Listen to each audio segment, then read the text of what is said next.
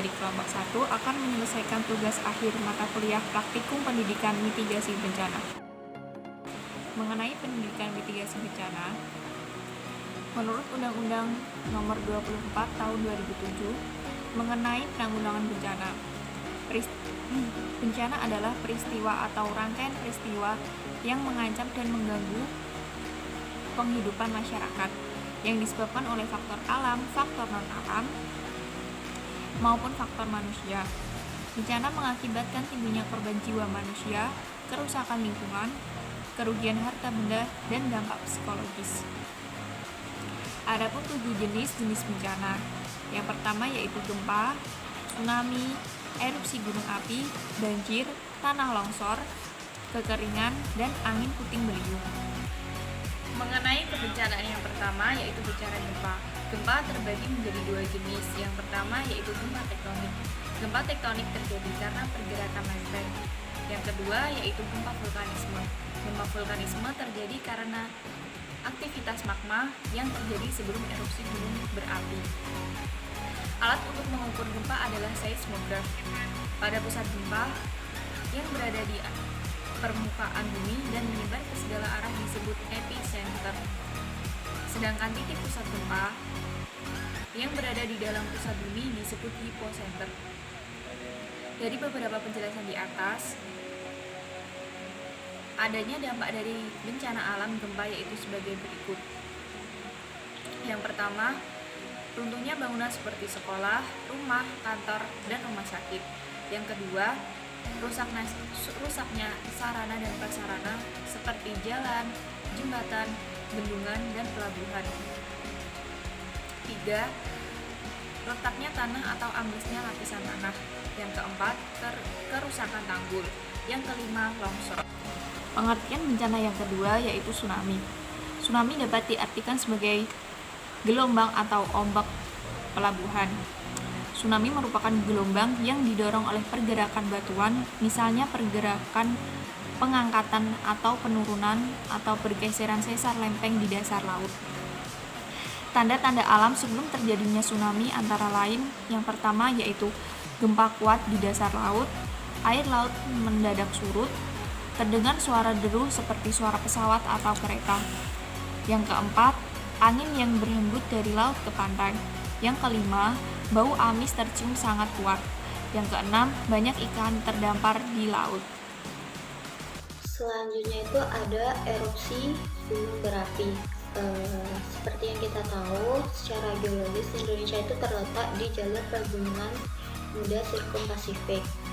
Nah, Indonesia tuh memiliki banyak gunung api.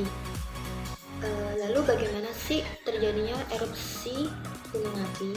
Nah, di dalam lapisan bumi terdapat magma berupa cairan panas yang meletup-letup di dapur magma. Tekanan akibat panas tersebut sangat tinggi, akibatnya magma bergerak ke atas ke permukaan bumi kemudian keluar menjadi peristiwa erupsi. Nah, apa saja sih yang harus kita persiapkan dalam kalau misalnya terjadi erupsi gunung berapi? Sebelum erupsi itu kita harus menyiapkan perlengkapan darurat seperti makanan, senter, obat-obatan, dan masker debu. Yang kedua, itu menghubungi pihak penanggulangan bencana. Yang ketiga, itu meninggalkan rumah di zona bahaya erupsi. Yang keempat, itu mematuhi perintah dari pihak berwenang. Kemudian, itu saat terjadinya erupsi itu kita harus mengenakan kacamata dan masker apabila terjadi hujan debu. Yang kedua, itu mengikuti perintah pengungsian. Yang ketiga, itu menghindari berjalan searah angin dan sungai berhulu ke puncak. Selanjutnya itu ada banjir. Apa sih itu banjir? Banjir merupakan air tergenang di suatu daerah luas karena meningkatnya volume air. Faktor penyebab banjir itu ada curah hujan yang tinggi, permukaan di tepi pantai lebih rendah, daerah berbentuk cekungan atau basin, bantaran. Sungai digunakan sebagai alat pemukiman, aliran sungai itu terhambat oleh banyaknya sampah. Terus, apa sih yang harus kita lakukan buat mencegah banjir? Itu yang pertama, tindakan sebelum banjir itu yang harus kita lakukan adalah membersihkan sampah di lingkungan sekitar, menentukan lokasi pengungsian. Yang ketiga itu membentuk tim penanggulangan bencana. Yang keempat itu menyediakan peralatan komunikasi. Yang kelima, menyimak informasi tentang curah hujan. Yang keenam, melengkapi perlengkapan diri. Selanjutnya itu ada tindakan saat terjadinya banjir, yaitu mematikan listrik dan menghubungi PLN untuk memadamkan listrik. Yang kedua itu mengungsi ke daerah aman sedini mungkin. Selanjutnya itu ada tanah longsor. Nah, tanah longsor itu terjadi ketika air masuk ke tanah hingga menambah bobot tanah. Selanjutnya, tanah membentuk bidang luncur sehingga mudah tergelincir atau longsor. Apa sih tindakan yang harus kita lakukan ketika terjadinya longsor? Itu yang pertama itu kita harus menyelamatkan warga yang tertimpa musibah. Yang kedua itu membentuk pusat pengendalian. Yang ketiga itu melakukan evakuasi korban. Yang keempat, mendirikan dapur umum, pos kesehatan, dan menyediakan air bersih. Yang keempat itu ada kekeringan. Beberapa wilayah Indonesia pernah mengalami kekeringan. Kekeringan dapat terjadi ketika musim kemarau karena cadangan airnya berkurang. Apa sih yang harus kita lakukan sebelum terjadinya bencana kekeringan? Yang pertama itu harus memanfaatkan air secara lebih efektif. Yang kedua itu menanam pohon di lingkungan sekitar. Yang ketiga itu membuat dan memperluas daerah resapan air. Yang keempat itu membuat waduk. Oke, yang selanjutnya yaitu angin puting beliung. Fenomena angin puting beliung sering terjadi di Indonesia. Kesiapsiagaan perlu dilakukan dalam menanggapi bencana puting beliung, yaitu sebelum terjadinya puting beliung, mewaspadai perubahan cuaca, mencari dan menyimak informasi tentang perkiraan cuaca, mewaspadai angin puting beliung yang mendekat, bersiap untuk berlindung di dalam rumah. Apabila saat terjadi puting beliung, yaitu merasakan tiupan angin yang sangat kencang yang berbahaya, segera menuju tempat berlindung. Yang kedua, apabila berada di dalam rumah, segera menuju ruangan yang dianggap aman. Yang ketiga, apabila sedang berkendara, segera berhenti dan meninggalkan kendaraan. Yang selanjutnya yaitu persebaran wilayah rawan bencana. Wilayah rawan gempa. Lempeng tektonik yang memanjang dan saling bertemu dekat kepulauan Indonesia menyebabkan wilayah Indonesia rawan gempa. Lempeng Indo-Australia menumbuk lempeng Eurasia di lepas pantai selatan Sumatera, Jawa, hingga Nusa Tenggara. Lempeng Pasifik menumbuk lempeng Eurasia di utara selatan Papua Maluku Utara. Selanjutnya, tumbukan antara lempeng memicu terjadinya gempa di wilayah Indonesia seperti Aceh, Sumatera Utara, Sumatera Barat, Bengkulu, Sumatera Selatan, dan Lampung. Wilayah rawan tsunami. Wilayah rawan tsunami di Indonesia meliputi daerah sepanjang pantai yang menghadap ke lokasi tumbukan lempeng atau gunung api yang lepas pantai. Selanjutnya yaitu wilayah rawan erupsi gunung api. Persebaran gunung api di Indonesia sejajar dengan batas tumbukan lempeng tektonik. Wilayah rawan erupsi gunung api di Indonesia mulai tersebar di Sumatera, Jawa, Bali, Nusa Tenggara, Maluku, hingga Sulawesi. Yang keempat yaitu wilayah rawan longsor. Daerah rawan longsor di Indonesia berada di sepanjang bukit barisan Aceh hingga Lampung.